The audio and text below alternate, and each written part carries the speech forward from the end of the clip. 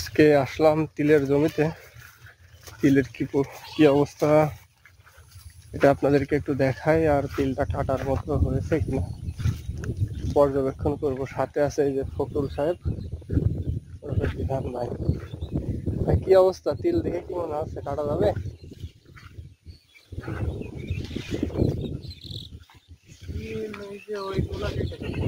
ওই নিচে তো হয়নি না?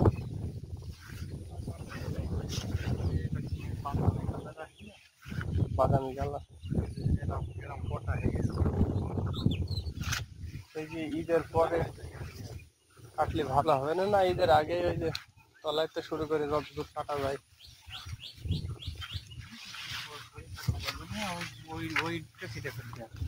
ওই তলার ওইটা শুকিয়ে গিয়েছে। ও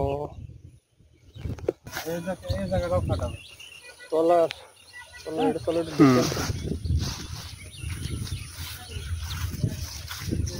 তিল যদি হইতো সব মরে না গেলে এই যে সমস্ত জায়গায় অনেক তিল হতো। তাহলে এইগুলো কাটা যাবে মোটামুটি না? এই তিলে কি পোকাও লাগে না ফলে?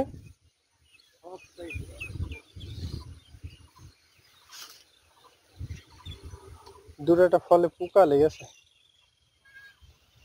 যে ফলটায় পোকা লেগেছে।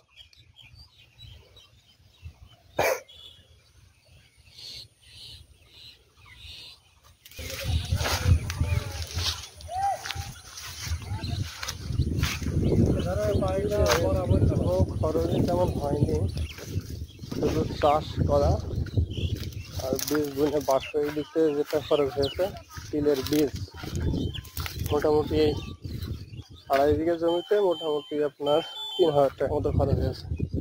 তাছাড়া আর কিছুই করা হয়নি। ও এও তো কাঁচা রয়েছে যে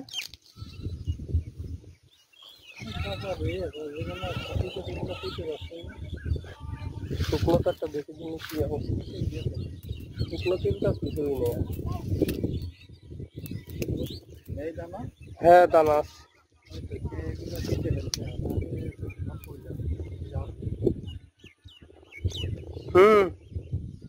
তেল এই যে তেলে মানে সব কেটে যাচ্ছে।